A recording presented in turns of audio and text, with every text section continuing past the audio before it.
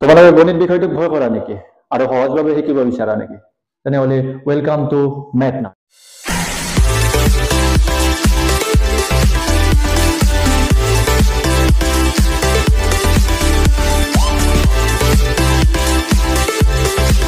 ছাত্ৰ ছাত্ৰীসকল, আজি আমি নৱম শ্ৰেণীৰ পুনৰ আলোচনাৰ প্ৰথম ভাগৰ পৰা আৰম্ভ কৰিম আৰু তোমালোকে চাই গৈ থাকিবা নৱম শ্ৰেণীৰ গোটেই গণিত কিতাপখনৰ সকলোবোৰ সমাধান মই সহজকৈ তোমালোকক বুজাই দিম। এতিয়া চোৱাচোন বাৰু, এতিয়া সংখ্যা ৰেখা মানে ইয়াত এডাল ৰেখা আছে, ইয়াৰ মানে ইয়াৰ দুফালে এনেকৈ দিছো মানে কি ইয়াৰ এইফালেও শেষ নাই, ইয়াৰ এইফালেও নাই। ধৰা এই ৰেখাডালত আমি কেইটামান সংখ্যা বহোৱা লৈছো, সংখ্যা মানে এতিয়া চোৱা, এডাল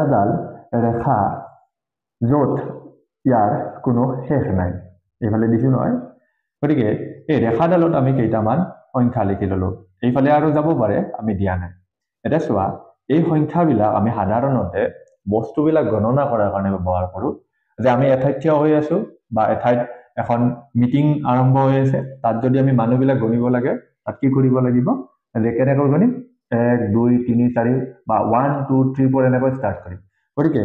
এই বস্তুবিলাক গণিবৰ কাৰণে যিবোৰ সংখ্যা ব্যৱহাৰ কৰিছো, অৰ্থাৎ এইবোৰ সংখ্যা, যিবোৰ সংখ্যা ধনাত্মক, অৰ্থাৎ ইয়াৰ আগত কোনো বিয়োগ সংখ্যা নাই, এই ধনাত্মক সংখ্যাবিলাক যিবোৰ সংখ্যাৰে আমি বস্তুবোৰ গণনা কৰিবলৈ আৰম্ভ কৰিছো বা গণনা কৰিবলৈ ব্যৱহাৰ কৰিছো, সেইবোৰক আমি কওঁ স্বাভাৱিক সংখ্যা। এইবোৰক কওঁ আমি স্বাভাৱিক সংখ্যা। অৰ্থাৎ স্বাভাৱিক সংখ্যাবোৰক আমি কি বুলি ক'ম, এনে দি বুজাম। কিয় বুজাম? স্বাভাৱিক সংখ্যাবোৰক আমি ইংৰাজীত কি বুলি পাওঁ, নেচাৰেল নাম্বাৰ। Natural number. কিন্তু এতিয়া যদি চাবলৈ যাওঁ, সংখ্যা ৰেখাডালত জানো এইকেইটাই সংখ্যা থাকিব? নাথাকে, আকৌ বেলেগ বেলেগ কিছু সংখ্যাও আছে। যেনেকৈ সংখ্যা ৰেখাটো আমি শূন্য সংখ্যাটোতো পাই আহিছো ইতিমধ্যে। শূন্য সংখ্যাটোৰ লগত কি হ'ব,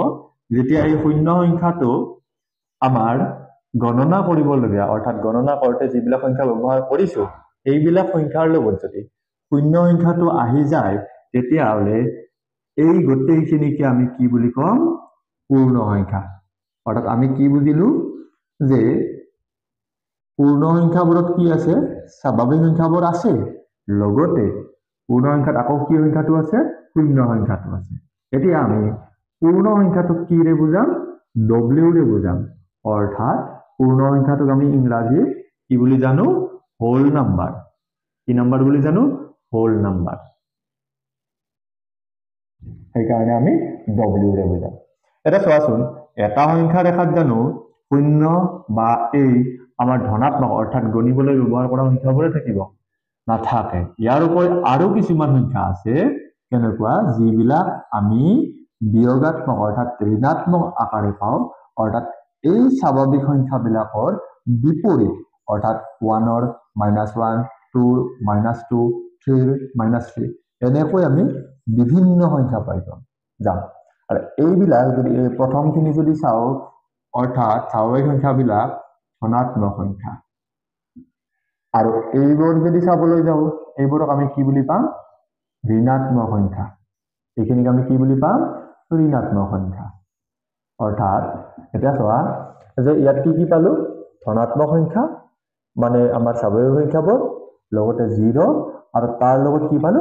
ঋণাত্মক সংখ্যাবোৰো পালো। এতিয়া এই ঋণাত্মক সংখ্যা, শূন্য আৰু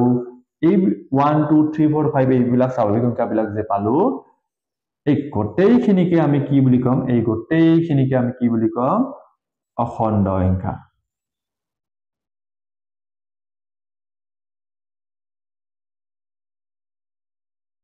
আৰু যাক আমি জেডেৰে বুজাম, অৰ্থাৎ জেলিন নাম্বাৰ। আমি কিৰে বুজাম, জেডেৰে বুজাম।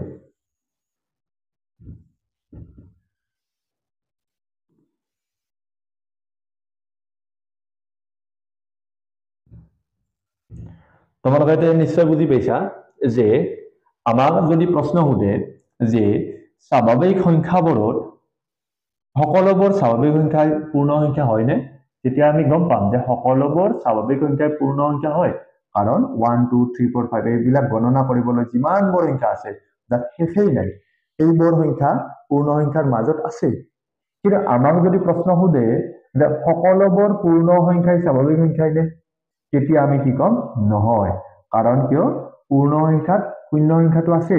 কিন্তু সেইটো আমি গণনা কৰিবলৈ ব্যৱহাৰ নকৰো আমি এনেকৈ গণিম নেকি যে শূন্য বা 0 1 2 3 0 পৰা স্টাৰ্ট কৰিম নকৰো গতিকে 0 সংখ্যাটো এটা পূৰ্ণ সংখ্যা হয় গতিকে স্বাভাৱিক সংখ্যা নহয় অৰ্থাৎ সকলোবোৰ পূৰ্ণ সংখ্যা কি সংখ্যা নহয় স্বাভাৱিক সংখ্যা নহয় আনহাতে আমাক যদি সোধে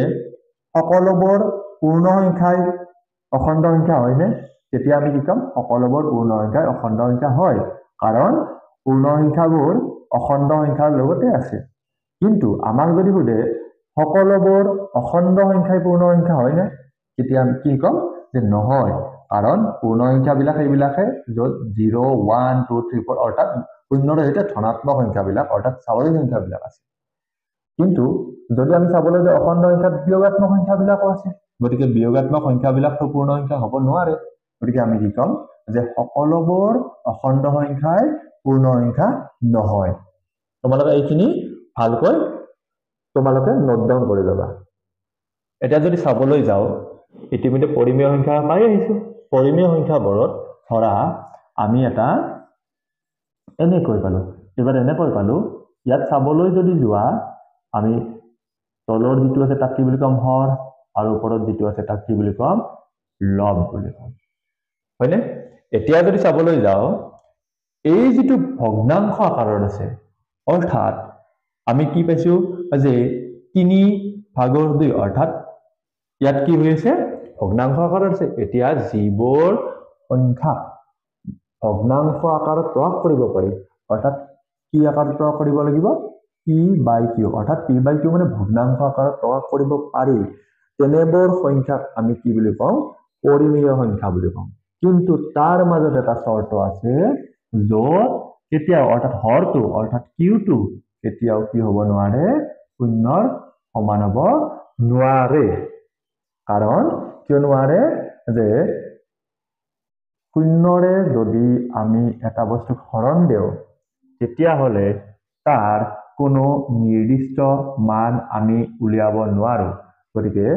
যদি কিউটো যদি অৰ্থাৎ হৰটো যদি শূন্যৰ হয় তেতিয়াহ'লে এই সংখ্যাটো কি ক'ব নোৱাৰো আমি পৰিমেয় সংখ্যা হ'ব নোৱাৰে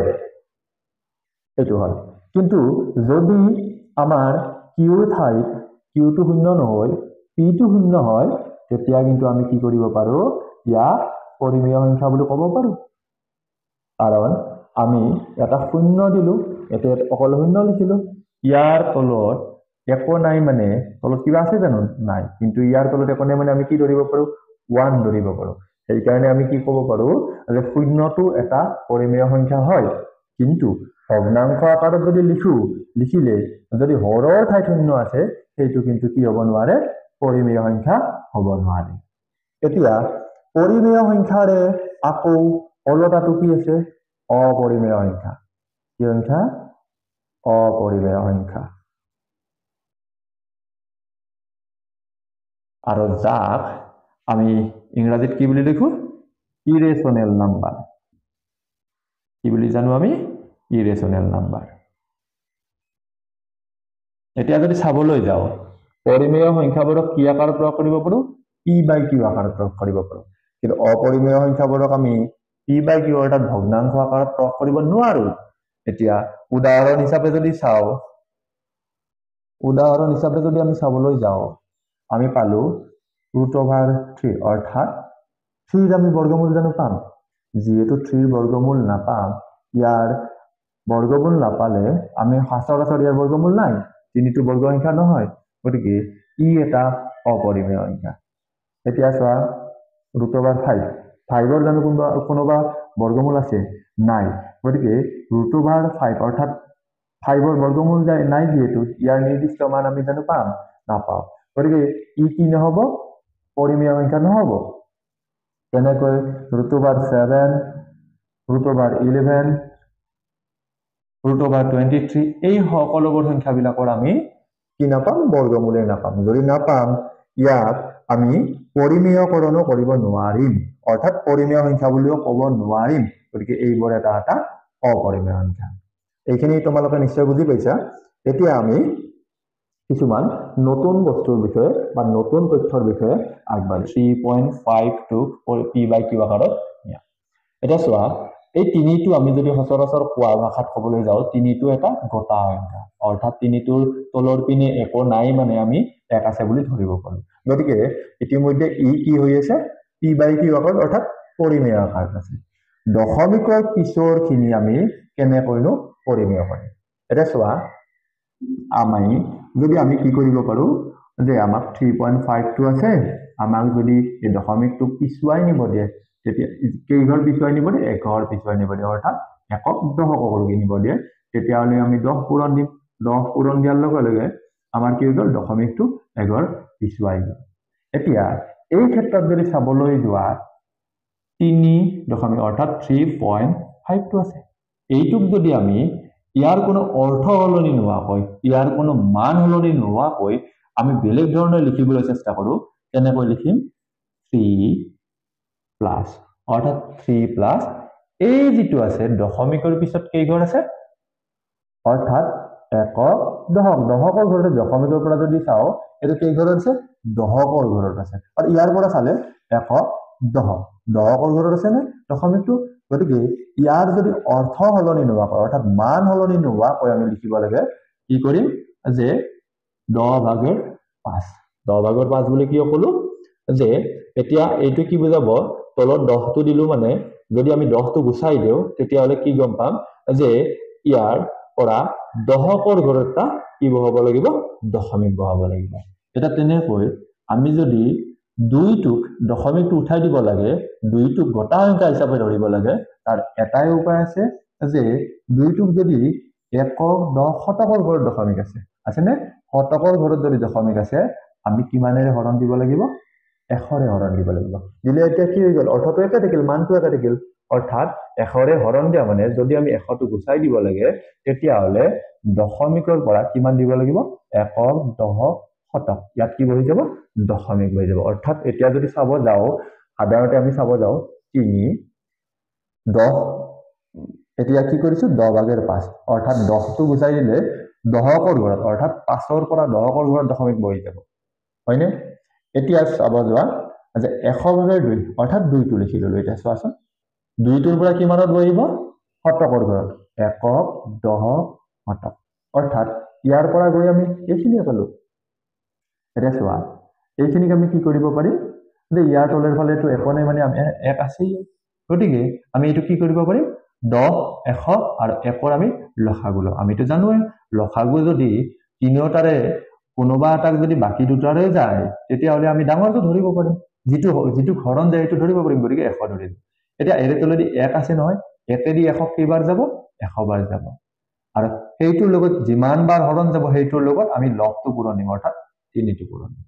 আৰু 10ৰে 100 কেইবাৰ যাব হৰণ 10 বাৰ যাব সেইটোৰ লগত অপৰৰ আমি লবটো পূৰণ দিম 100ৰে 100 কেইবাৰ যাব এবাৰ যাব সেইটোৰ লগত অপৰৰটো আমি কি কৰি দিম পূৰণ কৰি দিম এতিয়া যদি চাব যাও 103 গুণ আমি কিমান পালো 300 পালো 10 5 গুণ কিমান পালো 50 পালো 2 1 গুণ কিমান পালো 2 গুণ 2 পালো অৰ্থাৎ তলত কি আছে 100 অৰ্থাৎ আমি যদি হৰণ কৰিব যাও এতিয়া 350 আৰু 2 যোগ কৰিলে আমি পাম 352 অৰ্থাৎ 352 বাই আমি কি পালো 100 এটা চাবলৈ যোৱা যে আমাক কি কৈছিল p/q আকাৰত আছে নে এটো p বুলি ধৰা এটো q বুলি ধৰা এটা চোৱা যে p/q আকাৰত আছে নে গতিকে আমি এই অংকটো কেনেকৈ p/q আকাৰত নিলো তোমালোকে নিশ্চয় বুজিলা আমি প্ৰথমতে জানিব লাগিব এই সংখ্যা দুটাৰ আগত যে এনেকৈ দিয়া আছে বা এই সংখ্যা দুটাৰ আগৰ ওপৰত যে এনেকৈ দিয়া আছে এই দুটাৰ অৰ্থ কিন্তু একে কিন্তু এইটোক আমি কি বুলি কম এইটোক আমি সচৰাচৰ কি বুলি কম বাৰ চিন বুলি কম বাৰ অৰ্থাৎ এই চিন এনেকৈ যত আছে বা যিবোৰ সংখ্যাৰ ওপৰত আছে তাৰ অৰ্থটো হল যে এই সংখ্যাবিলাকে বাৰ বাৰ ওলাই থাকিব মানে পুনৰাবৃত্তি হৈ থাকিব যেনেকৈ 8 আৰু 1 ৰ ওপৰত আছে আমি এটা কি বুলি লিখিব পাৰিম যে আমি লিখিব পাৰিম 0.81ক আমি কি বুলি লিখিব পাৰিম এনেকৈ দিয়া থাকিলে বা এনেকৈ দিয়া থাকিলে এটাই অৰ্থ কাৰ ওপৰত দিয়া আছে আমি চাব লাগিব এতিয়া আমি কি লিখিব পাৰিম 0.818181 অৰ্থাৎ ইয়াৰ কোনো শেষেই নাই অৰ্থাৎ যিকেইটা সংখ্যাৰ ওপৰত এনেকৈ আছে বা এনেকৈ আছে সেইকেইটা সংখ্যা ওলাইয়ে থাকিব বাৰে বাৰে ওলাই থাকিব এতিয়া আমি ধৰি ললো যে আমি এটা যিকোনো নাম দিলো যে x সমান আমি কি ধৰিলো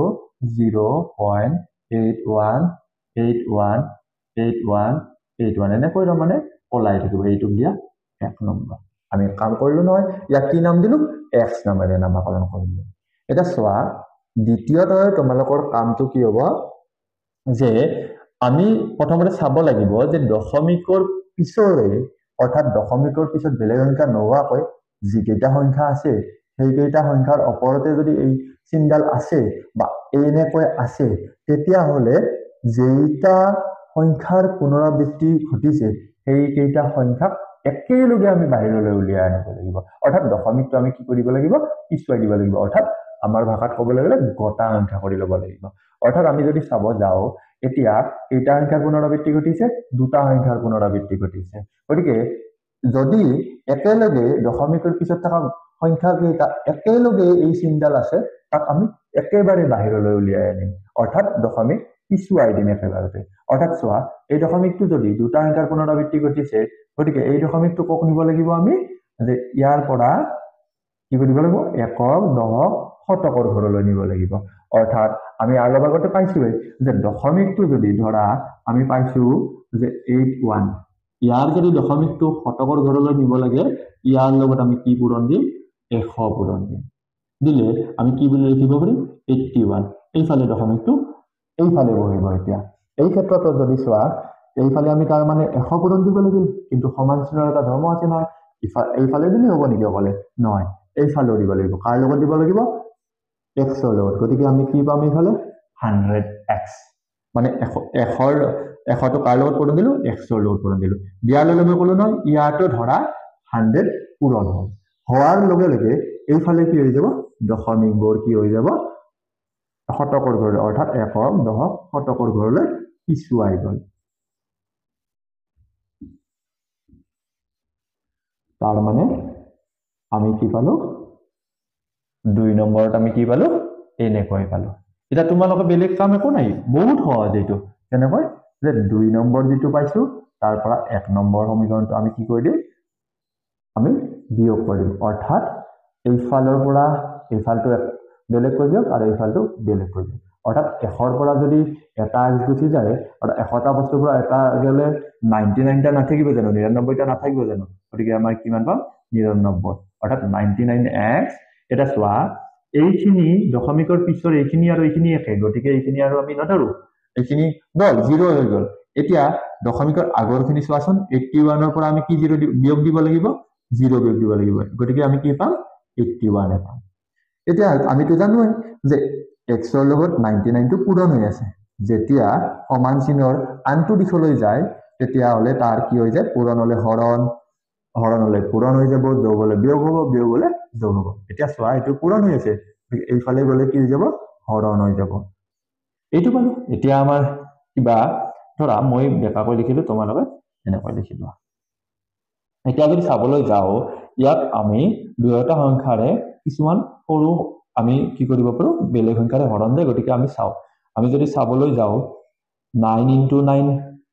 81 অৰ্থাৎ 9 * 9 81 আৰু 9 * 11 99 অৰ্থাৎ আমি কি পালো 9/11 অৰ্থাৎ 1/9 পালো এতিয়া চোৱা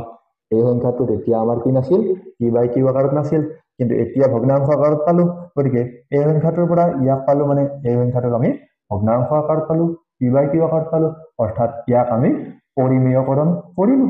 নিশ্চয় তোমালোকে এইটো বস্তু বুজি পাইছা বা এইটো গণিত বুজি পাইছা আৰু এইটো গণিত যদি বুজি পাইছা পিছৰ অংকবোৰত আমি কি কৰিম এই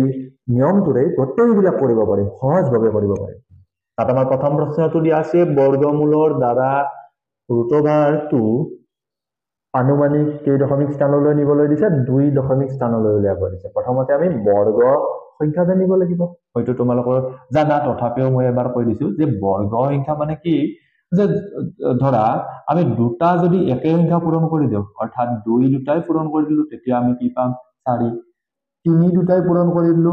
3 3 গুণ আমি কি পাম 9 পাম ধৰা 10 দুটাই আমি পূৰণ কৰি দিলো 10 10 গুণ আমি কি পাম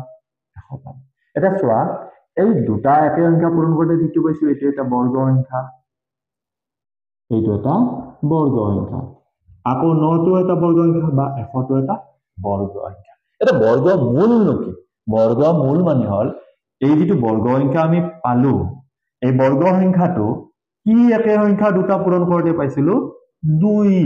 অৰ্থাৎ 4 টো কি একে সংখ্যা পূৰণ কৰোঁতে পাইছিলো 2 দুটা অৰ্থাৎ সেই কাৰণে আমাৰ 4 ৰ বৰ্গমূল হ'ব 2 অৰ্থাৎ 4 ৰ বৰ্গমূল আমি কি বুলি লিখিম 2 তেনেকৈ 9 ৰ বৰ্গমূল হ'ব 3 100 ৰ বৰ্গমূল হ'ব 10 নিশ্চয় তোমালোকে এইখিনি বুজি পাইছা এতিয়া চাবলৈ যাও যদি এতিয়া বৰ্গমূলৰ দ্বাৰা আমাক কৰিব দিছে আগতে আমি দশমিক স্থানলৈ বেলেগকৈ উলিয়াইছো সেইটো বেলেগ এতিয়া আমি কি লিখিব লাগিব ৰুটভাৰৰ ভিতৰত থকা অৰ্থাৎ এই বৰ্গমূল চিহ্নৰ ভিতৰত থকা সংখ্যাবোৰৰ দশমিক স্থানলৈ এই দশমিক স্থানৰ 2 দশমিক স্থানলৈ আমি উলিয়াব লাগিব এতিয়া চোৱা তোমালোকে অন্য নকৰিব নালাগে একেবাৰে সহজ তোমালোকে এনেকৈ দিবা ইয়াত 2 টো লিখিবা লিখি কিনে এতিয়া কি কৰিবা এই যিটো বৰ্গমূল চিহ্নৰ ভিতৰত সংখ্যাটো আছিলে বহুত যদি সংখ্যা থাকে এইবোৰটো শেষৰ পিনৰ পৰা আমি কি কৰিম দুটা দুটা আমি এনেকৈ চিন দি আহিম কিন্তু এতিয়া এইটো প্ৰথমে চাবলৈ যাও এইটো অকলে আছে মাত্ৰ 2 আছে কি কৰিবা আগৰ হৰণবিলাকৰ পদ্ধতি বেলেগ হ'ব পাৰে সাধাৰণ হৰণবিলাক কিন্তু বৰ্গমূলৰ যেতিয়া এনেকৈ হৰণৰ কথা আহিব তেতিয়া কি কৰিবা এই সংখ্যাটো এনেকুৱা সংখ্যাৰে অৰ্থাৎ ইয়াত যি দিবা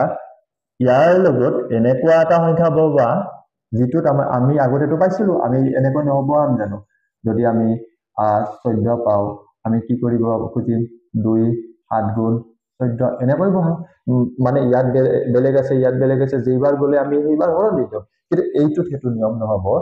এই বৰ্গমূলৰ এই পদ্ধতিত আমি ইয়াত যি বহাম ইয়াতো ইমানেই বহাব লাগিব কাৰণ ইতিমধ্যে কৈ দিছো যে বৰ্গ সংখ্যা হবলৈ লাগিলে দুটা একে সংখ্যা পূৰণ কৰিলেহে হ'ব অৰ্থাৎ ইয়াত 2 পাম নেকি 2 টো কিবা দুটা সংখ্যা পূৰণ কৰিলে পাম নেকি না পাও গতিকে 2 টো সৰু কিবা পালেও হ'ব কি পাম যে 1 গুণ কি পাম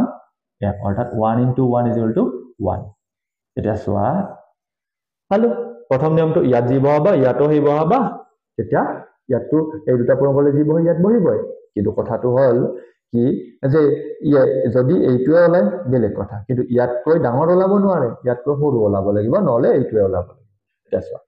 ইয়াত কি কৰিবা তোমালোকে এই চিন্তাল নিদিবা মই বুজি পোৱাৰ কাৰণেহে দিছো যে এই সংখ্যাটো যিটো পালা যিহেৰে হৰণ দিলা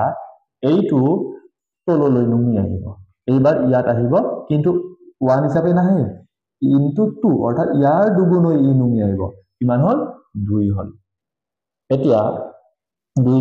এইফালেও চামি 2 ৰ পৰা 1 গলে আমি কি পাম 1 পাম যাব জানো বা না যায় কাৰণ ইয়াত আছে 2 ইয়াত আছে 1 অৰ্থাৎ 2 ৰে 1 যাব জানো না যায় না যালে আমি কি কৰি দিম আগৰ বেলেগ নিয়ম বিলাকতো পাও সচৰাচৰ হৰণ বিলাকতো পাও যি ইয়াত আমি এটা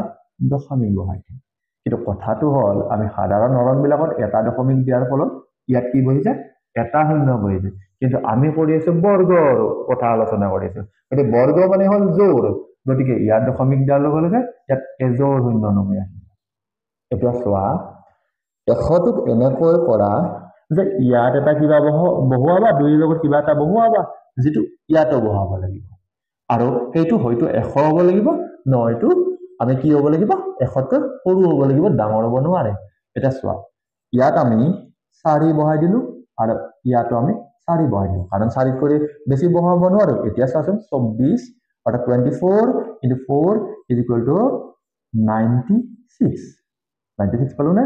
এতিয়া চোৱা 100 ৰ পৰা যদি 96 যায় কিমান বাকি ৰল 4 বাকি ৰল এটা চোৱা 25 এটা 5 দিলে ইয়াতো 5 দিলে 25 * 5 125 হৈ গল কিন্তু আছে 100 নোৱাৰো এতিয়া নিয়মটো হল আমি দশমিকৰ পিছত দুঘৰ উলিয়াব দিছে এঘৰে উলিয়ালো এতিয়া চোৱা আমি আকৌ এঘৰ উলিয়াম কেনেকৈ উলিয়াম চোৱা যে এই যিটো প্ৰথমৰ যিটো আছে সংখ্যা এইটো সেই হিচাপেই নুমি আহিব কিন্তু এইবাৰ নতুনকৈ যিটো বহালো সেইটো দুগুণ হ'ব দুগুণ হৈছে না 4 দুগুণ কিমান হ'ব 8 হৈ যাব হলনে এতিয়া 28 এৰে 28 এৰে যেন 4 যাব না যায় গতিকে ওপৰত দশমিক থকাৰ কাৰণে আগৰ নিয়মত দশমিক থাকিলেও এটা বহি লৈ অহা চৰাচৰ কিন্তু এতিয়া দশমিক আছে কাৰণে ইয়াত শূন্য পাম কিন্তু বৰ্গ সংখ্যা বৰ্গৰ কথা কৈ আছো কাৰণে ইয়াত এজোৰ শূন্য বহিব এটা ইয়াত আমি কিবা এটা বহাম যেটো ইয়াত হ'ব আমি যদি ইয়াত 2 বহাও 200 দুগুণে 4 হৈ যাব কিন্তু ইয়াতো 200 নাই 200 কৰি বেছি হৈ যাব গতিকে আমি এবাৰে দিব পাৰিম ইয়াতো 1 দিলু ইয়াতো 1 দিলু এটা 281 into 1 is equal to আমি কি পাম 281 পাম এতিয়া আৰু বাকিবোৰ আমি চাবলৈ না যাও কাৰণ ইয়াত ৰব ইয়াৰ পৰা ইয়াক বে কৰিলে কিবা ৰব কিন্তু আমি না যাও আৰু চালেও চাব পৰা ইয়াত শূন্য আছে শূন্য পৰা তো এক না যায় গতিকে ইয়াৰ পৰা এক ধাৰ কৰিলে ইয়াত 10 হল ইয়াৰ পৰা এক ধাৰ কৰিলে ইয়াত 10 হল 10ৰ এক গলে 9 আৰু এই মাত্ৰ ইয়াত ধাৰ কৰোতে 10 আছিল এক নিয়াৰ ফলত ইয়াত থাকিল 9 9ৰ 8 গলে থাকিল 1 থাকিল ইয়াৰ পৰা এক ধাৰ কৰোতে 4 পৰা যোৱাৰ পিছত ইয়াত 3 থাকিল 3 2 গলে থাকিলা তো 1 থাকিলে এতিয়া সোয়া আমাৰ দুই দশমিক স্থানলৈ উলিয়াব দিছিলে পালোনে দশমিকৰ পিছত দুঘৰ পালো এতিয়া আমি কি লিখিম যে এতিয়াকে √2 2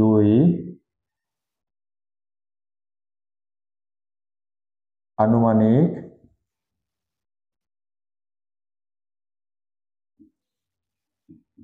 স্থানলৈ দশমিক রূপ আমি কিমান পাইছো 1.41 এই সংখ্যা ৰেখাৰ সহায়ত -5 আৰু -5 আৰু 5 ৰ মাজৰ মধ্যবৰ্তী অখণ্ড সংখ্যাবোৰ লিখা এতিয়াতো আমি পাইছো সংখ্যা ৰেখাত থকা গটেইবোৰ সংখ্যাক আমি কি বুলি পাইছিলো এইবোৰক অখণ্ড সংখ্যা বুলি পাইছিলো অৰ্থাৎ এই গটেইবিলাক অখণ্ড সংখ্যা লিখিছো ইয়াত স্বাভাৱিক সংখ্যা আছে ইয়াত পূৰ্ণ সংখ্যা আছে আৰু গটেইবিলাক একেলগে আমি অখণ্ড সংখ্যা বুলি ক'ব পাৰো এটা চোৱা এডাল সংখ্যা ৰেখা ইয়াত আমাৰ কি থাকিব লাগিব যে -5 অৰ্থাৎ ঋণাত্মক সংখ্যাবোৰৰ কিমান দিছে -5 আৰু স্বাভাৱিক অৰ্থাৎ যোগাত্মক সংখ্যাবোৰৰ দিছে 5 ইয়াৰ মাজৰ মধ্যবৰ্তী অখণ্ড সংখ্যাবোৰ আমি কি পাম -5 আৰু 5ৰ মাজৰ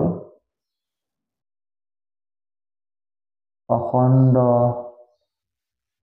সংখ্যাবোৰ হল আমি কি পাম চোৱাচোন এতিয়া -5 আৰু 5 কি পাম -4 -3 -2 পাম নে নাই -1 0 পাম 1 পাম 2 পাম 3 পাম 4 পাম আমি জানো এইটা গোটেইটা অখণ্ড সংখ্যা আৰু কাৰ মাজত আছে -5 আৰু 5ৰ মাজত আছে চকৰ বিধি এতিয়া চোৱা আমি সচৰাচৰ শিকি যাম দেই আমি ঘৰুৱা ভাষা শিকি গলে আমাৰ মনত বেছিকৈ থাকে যে এনেকৈ দিলে চাবা ইয়াৰ যে এইটোক আমি কম ভূমি যে ইয়াৰ এটা এইটোক কম আমি সূচক আমি কেতিয়াবা ইয়াক কি বুলি কওঁ ঘাত বুলি কওঁ অৰ্থাৎ ইয়াৰ অৰ্থটো কি জানে যে এৰ ঘাত কিমান আছে m অৰ্থাৎ ইয়াক যদি পাও এর ঘাত কিমান আছে 2 অর্থাৎ ইয়াত বুজাব যে একেইটা আছে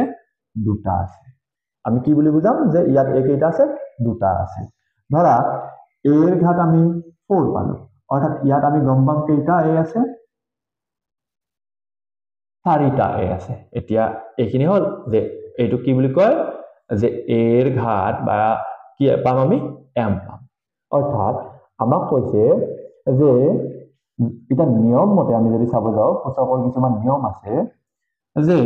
বিধি আছে যে যদি এ ভূমি হিচাপে লৈ তাৰ ঘাত এৰ ঘাত পাইছো আমি m আকৌ এ ভূমি হিচাপে লৈছো কিন্তু ইবাৰ পাইছো ঘাত n অৰ্থাৎ সূচকটো আমি কি পাইছো n পাইছো এতিয়া যদি চাবলৈ যাও সূচকৰ কিছুমান নিয়ম অৰ্থাৎ সূচকৰ বিধি মতে আমি কি পাম যদি ইহতৰ ভূমি দুটা একে হয় না ভূমি দুটা একে তেতিয়া কি পাম প্ৰথমটোৰ পৰা এই ঘাত বা সূচক আছে যে প্ৰথমটোৰ পৰা দ্বিতীয়টো আমি কি কৰি দিম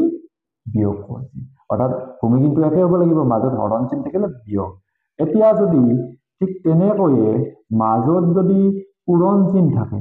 এই ক্ষেত্ৰত আমি কি পাম যে দুয়োটা ভূমিৰ এটা ভূমি লবা আৰু প্ৰথমটোৰ লগত দ্বিতীয়টো যোগ কৰি দিবা যেতিয়াহে মাজত কি চিন আছে পূৰণ চিন আছে এতিয়া আমাক এটা দিছে কি যে a to the power m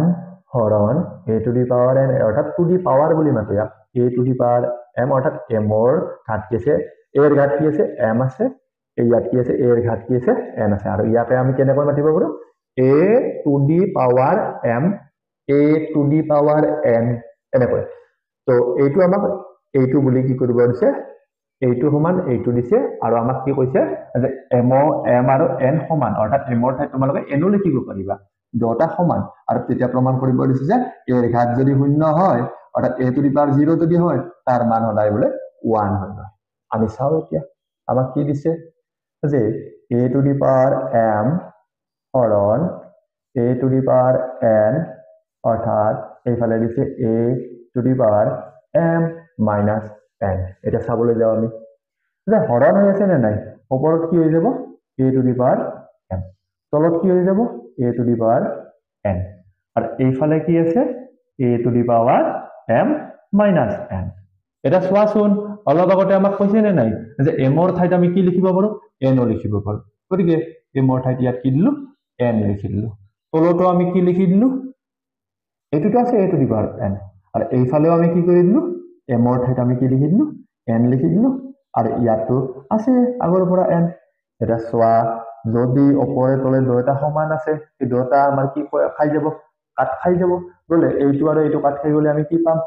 1 পাম অৰ্থাৎ এইটোৰে এইটো হৰণ যাব 1 বাৰ আকৌ চোৱা ইয়াত কি পালো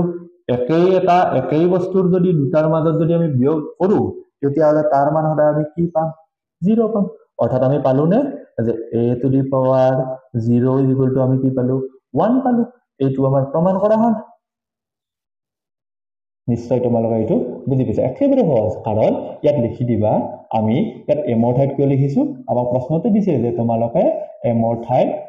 n লিখিব পাৰিবা m সমান n অৰ্থাৎ m ৰ ঠাইত n বা n ৰ ঠাইত m লিখিব পাৰিবা মুঠতে দুয়োটাই আমাক সমান বুলি দিছে তো আমাক কি দিছে 4 নম্বৰ অংকটো দিছে যে a to the power m হৰণ a to the power n is equal to a to the power m minus n যত এইবাৰ আমাক ধৰিব দিছে কি m is equal to n তো কি দিছে দিয়া আছে আমাক কি দিছে যে a to the power m হৰণ a to the power n is equal to a to the power m minus n ইয়াক আমি কেনেকৈ লিখিব পাৰো যে a to the power m by a to the power n আকৌ এইফালে আছে a to the power m minus n এতিয়া আমি কি লিখিব পাৰিম যে a to the power m ৰ জায়গাত 0 লিখিব পাৰিম a to the power 0 লিখিব পাৰিম মানে m ৰ জায়গাত 0 লিখিলে a to the power 0 hall by a to the power কি হৈ গল a to the power n এইফালে কি হৈ গল m ৰ জায়গাত আমি কি লিখিব পাৰিম 0 মাইনাস কি হ'ব n কিয় লিখিব পাৰিম আমাক ইতিমধ্যে কৈ থৈ দিছে কি m is equal to কি ধৰিব দিছে 0 ধৰিব দিছে গতিকে আমি ইতিমধ্যে এটা কথা পাই আহিছো যে আমি এটা সূত্ৰ পাই আহিছো সূচকৰ এটা বিধি পাই আহিছো যে যদি কেতিয়াবা কয় আমাৰ কি হৈ যায় এৰ ঘাত বা যিকোনো সংখ্যাৰ ঘাত যদি শূন্য হৈ যায় অৰ্থাৎ এটো যেনেকৈ আছে এর ঘাত শূন্য তেনেকৈ a to the power 0 বা এর ঘাত 0 যদি হয় তাৰ মান সদায় 1 হৈ যায় গতিকে এই a to the power 0 ঠাইত আমি কি লিখিব পাৰিম 1 লিখিব পাৰিম আৰু তলত কি থাকিব a to the power n এইফালে কি হৈ যাব 0 ৰ পৰা যদি আমি n বিয়োগ কৰি দিও দিলে মাইনাস n এ থাকি যাব গতিকে আমাক প্ৰমাণ কৰিব কি দিছিল এতিয়া আমি লিখিব পাৰো যে a to the power minus n is equal to এইখিনি বস্তু এইফালে আনিছো এইখিনি বস্তু এইফালে নিম আমি 1 by a to the power n এটো আমাক প্ৰমাণ কৰিব দিছিল আৰু এইটো আমি প্ৰমাণ কৰি দিলো আশা কৰো কোৱেশ্চনটো চোৱা যে আমাক কি কৈছে মৌলিক উৎপাদকৰ সহায়ত গসাউ আৰু লসাগু উলিয়া এটা গসাউ আৰু লসাগু মানে কি গসাউ আমি যদি সম্পূৰ্ণ নামটো চাও গৰিষ্ঠ সাধাৰণ উৎপাদক গৰিষ্ঠ মানে সকলোতকৈ ডাঙৰ সাধাৰণ মানে এই দুটাৰ উলিয়াব দিছে নহয় এই দুটাৰ মাজত মিল থাকিব লাগিব আৰু মিল থাকিলেও নহব সেইটো ডাঙৰ হ'ব লাগিব এতিয়া ইহতৰ যেতিয়া আমি উৎপাদক উলিয়াৰ পিছত চাম যে ইহতৰ মাজত মিল থকা মানে দুয়োটাতে থকা আটাইতকৈ ডাঙৰ সংখ্যাটো হ'ব গসাউ আৰু লসাগু মানে হল ইহত দুটাৰ উৎপাদক উলিয়াৰ পিছত ইহত দুটাৰ মাজত মিল থকাবোৰৰ এটা এটা আৰু তাৰ ওপৰত মিল নথকাবোৰৰ গোটেইবিলাক পূৰণ কৰি যি পাম সেইটো পাম লসাগু এটা চাবলৈ যদি যাও মৌলিক উৎপাদকনো কি মৌলিক উৎপাদক মানে হল এই 321 বা 396ক এনেকৈ হৰণ কৰিব লাগিব যিবিলাক সংখ্যাৰে হৰণ কৰিম সেইবিলাক সংখ্যাক অইন সংখ্যা এক আৰু নিজৰ বাহিৰে অইন সংখ্যাৰে হৰণ যাব নালাগিব যেনেকুৱা মৌলিক সংখ্যাটো আমাৰ হ'ব পাৰে 2 টো হ'ব পাৰে 3 টো হ'ব পাৰে 5 টো হ'ব পাৰে 7 হ'ব পাৰে 11 হ'ব পাৰে 13 হ'ব পাৰে 17 হ'ব পাৰে এনেকৈ বিভিন্ন সংখ্যা আছে যিবিলাক সংখ্যা এক আৰু নিজৰ বাহিৰে কেতিয়াও অইন সংখ্যাৰে হৰণ নাযায় তো যদি চাব যাও এইটোক আমি কি দি দিম 3 ৰে দিলো 3 দি 3ক যাব এবাৰ 2 টো নাযায় গতিকে ইয়াত এটা শূন্য বহিল গতিকে 21 হল 3 7 গুণ 21 দেখা পালো যে 107ক আৰু বেলেগ সংখ্যাৰে হৰণ নাযায় গতিকে এইটো হল এইফালে আহিলো আমি 3 দি চাও এবাৰ 3 1 গুণ 3 3 3 গুণ 9 3 2 গুণ 6 শেষৰ ফালে 2 আছে 2 দি যাব কিজানি যে 2 একক নাযায় গতিকে 13 হল 2 6 গুণ 12 গতিকে একটো ইফালে গেলে আকৌ 12 হল 2 6 গুণ 12 আৰু 2 দি যাব 2 3 গুণ 6 আৰু 2 3 গুণ 6 এটা 33ক আমি জানো 33 3 into 11 এটা সোয়া 11 টুক আকৌ অইন কোন সংখ্যাৰে হৰণ নাযায় মাত্ৰ যায় 1 into 11 is equal to 11 গতিকে 11 আৰু 1 ৰ বাহিৰে বেলেগ সংখ্যাৰে হৰণ নাযায় গতিকে ই এটা মৌলিক সংখ্যা গতিকে এই গোটেই কেইটা মৌলিক সংখ্যাৰে আমি ইয়াক উৎপাদক বিশ্লেষণ কৰি ললো এতিয়া আমি কি কৰিম এতেকে আমি কি পালো যে 321 মান আমি কি পালো 3 into 107 তোমালোকে চাবা যে 107 টো কিন্তু বেলেগ কোনো সংখ্যাৰে হৰণ নাযায় গতিকে 107 সংখ্যাটো এটা মৌলিক সংখ্যা আকৌ ইফালে আমি 396 ত কি পালো 3 into 2 into 2 into 3 into 11 অৰ্থাৎ এইখিনি পূৰণ কৰোঁতে আমি 396 পালো এতেকে আমাক যদি চাব দিয়ে যে গসাউ মই কলো নহয় যে গসাউ গৰিষ্ঠ মানে আটাইতকৈ ডাঙৰ হ'ব লাগিব কিন্তু আটাইতকৈ ডাঙৰ হলে নহব ইয়াত 11 টো আটাইতকৈ ডাঙৰ কিন্তু এইটো নহব কাৰণ সাধাৰণ ইয়াত শব্দ এটা আছে সাধাৰণ সাধাৰণ মানে ইয়াতো থাকিব লাগিব ইয়াতো থাকিব লাগিব গতিকে চোৱা ইয়াত 3 আছে ইয়াতো 3 আছে বাকি বিলাকৰ কোনো মিল নাই গতিকে ইয়াত মিল থকা আটাইতকৈ ডাঙৰ সংখ্যাটো আছে 3 সেই কাৰণে হ'ব গসাউ হ'ব 3 আৰু এতিয়া যদি লসাগু চাব যাও যদি লসাগু চাব গেলি লঘিষ্ঠ সাধাৰণ গুণিতক অৰ্থাৎ পূৰণ ফল লঘিষ্ঠ সৰু বিলাক হ'ব কিন্তু কি হ'ব ইয়াত সাধাৰণ মানে দুটাতেও থাকিব লাগিব আৰু তাৰ সেই গোটেই বিলাকৰ গুণফলটো অৰ্থাৎ কি পাম ইয়াতো 3 আছে ইয়াতো 3 আছে 3 টো ললো ইয়াত 107 নাই যদিও লব লাগিব কাৰণ ইয়াত মিল থকাবোৰৰ এটা আৰু মিল নোহোৱাবোৰো লব লাগিব ইয়াত 2 আছে ইয়াতো 2 আছে ইয়াতো 3 আছে আৰু ইয়াত আকৌ এটা কি আছে 11 আছে আমি গোটেইখিনি যদি আমি এইখিনি গোটেইখিনি পূৰণ কৰি দিও এতিয়া পাম 42372 এতিয়া চাব যদি যোৱা গসাউটো চাই লোৱা গসাউৰে এই দুয়োটাকে হৰণ যাব গসাউৰে এই মূল সংখ্যা দুয়োটাকে হৰণ যাব এই কাৰণে তাক গসাউ বুলি কয় এই গসাউ হলে গসাউৰে মূল সংখ্যা দুটা হৰণ যায় আৰু লসাগু যদি চাব যোৱা মূল সংখ্যা দুটাৰে লসাগুটো হৰণ যাব ইয়াত যদি চাও লাষ্টত 5 আছে গতিকে ই যেটো শেষৰ ফালে অযুগ্ম সংখ্যা আছে ইয়াক কোনো যুগ্ম সংখ্যাৰে অৰ্থাৎ 2 ৰে হৰণ নাযায় মুঠতে যুগ্ম সংখ্যা বিলাকৰ হৰণ নাযায় গতিকে অযুগ্ম সংখ্যাৰে হৰণ যাব হয়তো ইয়াক 3 দি যাব যদি চাও 3 দি যায় যদি 3 দি গল আৰু নগলে 5 দি যাব গতিকে শেষৰ ফালে 5 আছে আমি 5 দি হৰণ দি চাম কাৰণ 5 টো এটা মৌলিক সংখ্যা তো 5 ৰে 4 নাযায় 4 টো ইফালে গলে 45 হৈ গল 5 9 গুণ 45 এইফালে হাতত থাকিল 5 গতিকে 5 1 গুণ 5 5 into 1 is equal to 5 91 হল 91 ক আমি যদি চাও 7 এৰে যায় 7 এৰে কিমান বাৰ যাব 7 এৰে 13 into 7 is equal to 91 অৰ্থাৎ 7 1 গুণ 7 2 ৰ 2 টো ইফালে গল 21 হল 7 3 গুণ 21 হল এতিয়া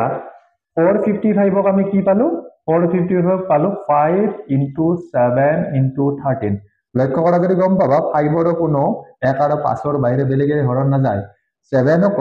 1 আৰু 7 ৰ বাহিৰে বেলেগে হৰণ না যায় 13 ক 1 আৰু 13 ৰ বাহিৰে বেলেগে হৰণ না যায় গতিকে এই তিনিটা মৌলিক সংখ্যা এইফালে এইটো যদি আহো 2 ৰে 2 দুগুণ 4 2 এগুণ 2 এটো যদি চাব যাও 21 আমি তো জানো 3 into 7 গতিকে চাব গলে 2 ৰ কোনো উৎপাদক নাই 1 আৰু 2 ৰ বাহিৰে নিজৰ বাহিৰে 3 ৰ 1 আৰু নিজৰ বাহিৰে কোনো উৎপাদক নাই 7 টুকো কোনো অইন সংখ্যাৰে হৰণ না যায় গতিকে আৰু তাক হৰণ দিব নোৱাৰি মৌলিক সংখ্যা পাই গলো মৌলিক সংখ্যাক অইন সংখ্যাৰে হৰণ না যাব আৰু গতিকে 42 আমি কি পালো 2 into 3 into 7 পালো এতিয়া চাব যদি যাও মইতো কৈ উঠিলো যে গসাও মানে কি গৰিষ্ঠ ডাঙৰ হ'ব লাগিব আৰু 2 এটাতে থাকিব লাগিব ইয়াত 5 আছে নেকি আছে ইয়াত 5 নাই নহব ইয়াত 7 আছে ইয়াতো 7 আছে আৰু চাব যদি যাও এই সংখ্যাকেইটাৰ ভিতৰত মিল থকাতকৈ ডাঙৰ সংখ্যাটোৱে হ'ল 7 গতিকে গসাও হ'ব 7 আৰু এতিয়া যদি লসাও চাব যাও লসাগু চাব গলে লঘিষ্ঠ সাধাৰণ গুণিতক কৈছে নহয় যে মিল নাথাকা দৰে ল'ব লাগিব 5 ল'ব পাৰিম 7 ইয়াতো আছে 7 টোৰ এটা ললে হ'ব 13 টো ইয়াত আছে ইয়াত নাই যদি আমি ল'ব লাগিব ইয়াত 2 টো আছে ইয়াত নহলে আমি ল'ব লাগিব আৰু 3 টো ইয়াত আছে কিন্তু ইয়াত নাই কিন্তু লসাগুৰ ক্ষেত্ৰত মিল নথকা বৰ ল'ব লাগিব কিন্তু মিল থকা যদি দুটাতে থাকে দুটা নলয় মিল থকা বৰ এটা ল'ব গতিকে এইটো যদি আমি গোটেই বৰ পূৰণ কৰি দিও তেতিয়া আমি পাম 2730 এইটো হেকত যুগ্ম সংখ্যা আছে গতিকে যুগ্ম সংখ্যা অৰ্থাৎ 2 দি যাব 2 দুগুণ 4 2 ৰে শূন্যক না যায় গতিকে ইয়াত এটা শূন্য বহিব 2 ৰে 8ক যাব 4 বাৰ আৰু যদি 2 ৰে চাও হেকত 4 আছে না 2 দি যাব 2 এগুণ 2 শূন্যক বাৰ না যায় গতিকে শূন্য বহিব ইয়াত আৰু 2 দুগুণ 4 আকৌ 2 ৰে যাব 2 5 গুণ 10 2 এগুণ 2 51ক আমি তো জানোৱে যে ইয়াক কি দি যাব 3 into 17 অৰ্থাৎ 17 3 গুণ 51 অৰ্থাৎ আমি এতিয়া কি পালো যে 408ক আমি মৌলিক উৎপাদকত ভাঙিলো 17ক কোনো সংখ্যাৰে হৰণ না যায় আৰু গতিকে ই এটা মৌলিক সংখ্যা গতিকে শেষত হৰণ কৰোতে যদি মৌলিক সংখ্যা পাইছো তাৰ পৰা আৰু আমি কৰিব নোৱাৰো গতিকে মৌলিক সংখ্যাত উৎপাদকীকৰণ কৰা শেষ হৈ গ'ল এটা কি পালো 2 into 2 into 2 into 3 into 17 এইফালে যাও শেষত শূন্য আছে গতিকে যুগ্ম সংখ্যা অৰ্থাৎ 2 ৰে যাব একক না যায় 17ক যাব 2 8 গুণ 16 গতিকে 1 2 ইফালে গলে শূন্যৰ লগত 10 হল গতিকে 2 5 গুণ 10 এটা 5 থাকিল নহয় গতিকে 2 ৰে না যায় 5 ৰে যাব 5 ৰে কেনে কৈ যাব 5 এগুণ 5 8ৰ পৰা 5 গলে থাকিল 3 3 টো আহি 5ৰ লগত যদি হয় তেতিয়া 35 হল 5 7 গুণ 35 17 এতিয়া চোৱা 17 টোক আমি কোনো সংখ্যাৰে হৰণ কৰিব নোৱাৰো কাৰণ ই এটা মৌলিক সংখ্যা গতিকে ইয়াৰ পৰা আৰু আমি হৰণফল উলিয়াব নোৱাৰো গতিকে কি পালো 170 ক আমি কি পালো 2 পূৰণ 5 পূৰণ 17 এতিয়াতে আমি যদি চাব যাও গসাও কি হ'ব গসাও হ'ব ইয়াত আটাইতকৈ ডাঙৰ মিলা সংখ্যা যদি চোৱা ইয়াতো 17 আছে ইয়াতো 17 আৰু ই ডাঙৰ গতিকে গসাও হ'ব 17 আৰু এতিয়া লসাগু যদি চাব যাও তোমালোকে চোৱা যে ইয়াত 2 আছে ইয়াত 2 আছে গতিকে দুটাতে থকা বৰ এটা ল'ব পাৰি আজি নোহোৱা বৰ ল'ব লাগিব ইয়াত 2